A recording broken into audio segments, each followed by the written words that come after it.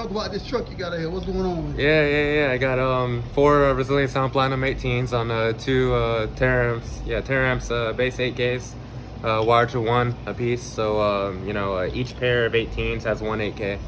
I got a 45 amp hour C-Max lithium, JS alternator 300 amp, and the 6-odor itself. It's a 6-odor wall, 1.5 to 1 ratio.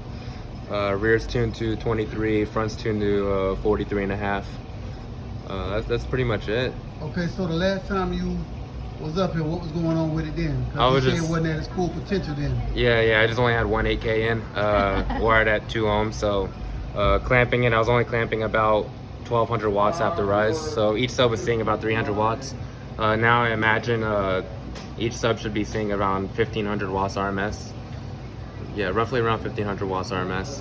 Last time I clamped with 2 8Ks, I was doing probably like 1300 watts per on shit electricals, 3 AGMs, So now that the amps are happy in terms of electrical wise, they should be clamping around 1500 watts a sub a That's piece. what's up. Yeah. That's what's up.